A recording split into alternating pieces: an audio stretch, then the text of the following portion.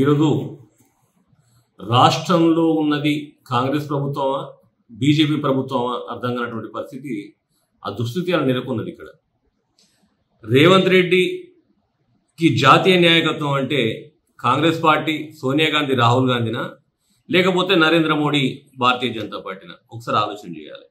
తెల్లవారితే BRS BJP ఒకటాన్ని బతికే ఈ రేవంత్ రెడ్డి సమాధానం చెప్పాల్సినటువంటి అవసరం ఉన్నది. ఇలా దేశవ్యాప్తంగా మోడీ నిరంకుశ ప్రభుత్వం అత్యంత నిరంకుశంగా కుటిల రాజకీయాలకు తెరలేపుతా ఉన్నది. వింటేనేమో ఆ రాష్ట్రంలో మోడీ ప్రభుత్వం, వినకపోతే ఆ రాష్ట్రంలో నాయకుడు ముఖ్యమంత్రి కానీ ఎంత పెద్ద నాయకుడైనా కానీ ఈడీలు ఐటీలు సిబిఐలు దాడులు చేస్తూ ఉంటాయి యథేచ్ఛగా. ఒక రాష్ట్ర పాలసీ, ఒక రాష్ట్ర ప్రభుత్వ నిర్ణయాలను కూడా తప్పుగా సృష్టించి తప్పుగా వక్రీకరించి రాష్ట్ర ముఖ్యమంత్రులు సైతం అరెస్ట్ చేసేటువంటి విధానం ఇలా కొనసాగుతూ ఉన్నది. ఈ కార్యక్రమం తప్పని యావత్ భారతదేశంలో ఉన్నటువంటి ప్రతిపక్ష పార్టీలు కావచ్చు, మేధావులు కావచ్చు ఖండిస్తూ ఉన్నారు.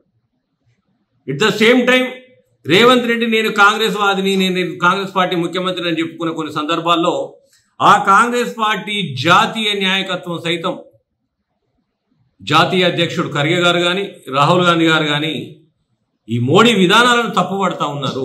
ఇది సరైనది కాదు, ఈ అక్రమ కేసులు అంటా ఉన్నారు. కానీ అదే పార్టీలో ఆ పార్టీ ఆశీస్సులతోటి సీనియర్లందరినీ కూడా పక్కకు పెట్టి నిన్నగాక మొన్న వచ్చిన ఓటుకు నోటు దొంగ రేవంత్ రెడ్డిని ముఖ్యమంత్రి చేసిన కాంగ్రెస్ పార్టీ మీద విశ్వాసం అనేది లేకుండా మర్చిపోయి రేవంత్ రెడ్డిని కాంగ్రెస్ పార్టీ రాహుల్ గాంధీ ఖర్గే నిర్ణయాన్ని వ్యతిరేకించుకుంటూ మోడీ భజన చేస్తూ ఉన్నాడు. నేనేమంటున్నా అంటే రేవంత్ రెడ్డికి ఇదంతా అవసరమా? సపరేట్గా బీజేపీ కండువ కప్పుకో, పైకే నువ్వు రాహుల్ గాంధీని ప్రధానమంత్రి చేస్తా అంటావు కానీ లోపల మొత్తం నీ రాజకీయం నీ నాయకత్వం అంతా మోడీదే. రాహుల్ గాంధీని బుగ్గగాని చేయడం కోసమే నీ కుటిల ఎత్తుగడలు. నువ్వు ఏదైతే ముఖ్యమంత్రి అయ్యేదాకా జై సోనియమ్మ జై రాహుల్ గాంధీ అన్నావు కానీ నువ్వు ముఖ్యమంత్రి అయిన తర్వాత పదాలే మర్చిపోయినావు. నువ్వు ఏ రకంగా నిన్ను సమర్థించుకుంటున్నావు ఒకసారి రాష్ట్ర ముఖ్యమంత్రిలో సమాధానం చెప్పాలి. ఎందుకంటే యావత్ భారతదేశం ఇలా ఆందోళనకు గురవుతా ఉన్నది. ఏదైతే ఈ మోడీ ప్రభుత్వం నిజంగా చిత్తశుద్ధి ఉంటే భారతదేశం కాదు ప్రపంచం అంతా కూడా ఎగొస్తూ ఉన్నది.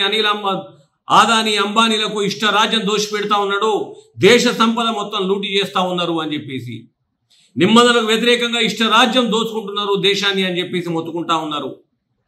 వాటిపైన ఎందుకు ఈ ఈడీ ఐటీ దాడులు సిబిఐ దాడులు జరగట్లేదు?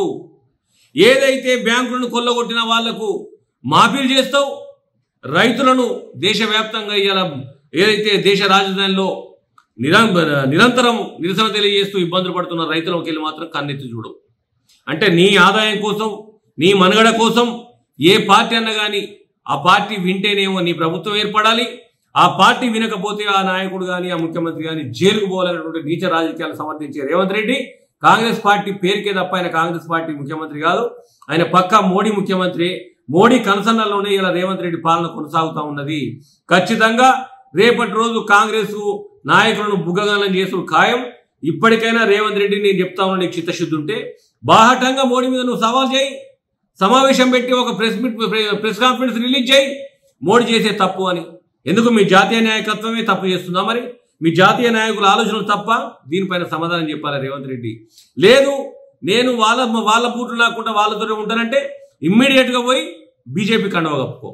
అంతేగాని చేతగాని రాజకీయాలు, అర్థపర్థం లేని రాజకీయాలు, పసలేని రాజకీయాలు చేసి పరువు తీసుకోవద్దని చెప్పేసి తెలియజేస్తా ఉన్నా.